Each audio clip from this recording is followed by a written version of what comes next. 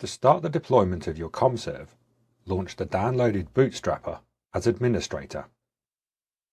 This will start by extracting the installer files to a configurable location. Hit Extract and wait for the installer to launch. Select a language. Agree to the license agreement, and then choose whether you wish to install to the computer you are running the Bootstrapper from, or to download the packages so you can install them elsewhere. We'll install locally. Select the maintenance release you wish to install. This can be the latest, or you can select from available releases using the drop-down menu. Next, choose if you are using the installer to create a new CommCell, join an existing CommCell, or use the advanced selection where packages are selected individually. We'll select Create a new CommCell.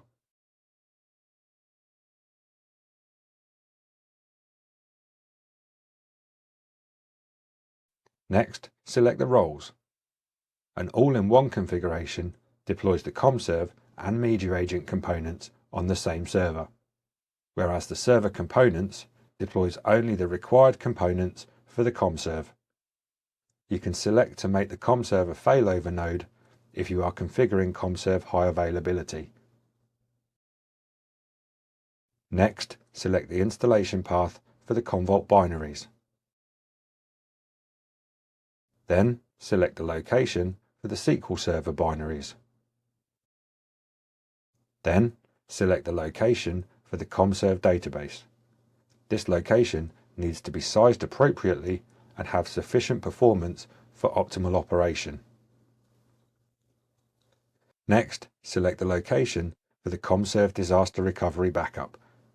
It is recommended for this to be on a network share away from the CommServe server. Optionally, configure a proxy service.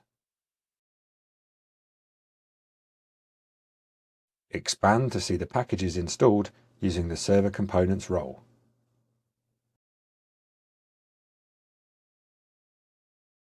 The CommServe server is a critical component in a CommCell and should be sized appropriately. For full details on CommServe sizing and requirements, check documentation.commvault.com.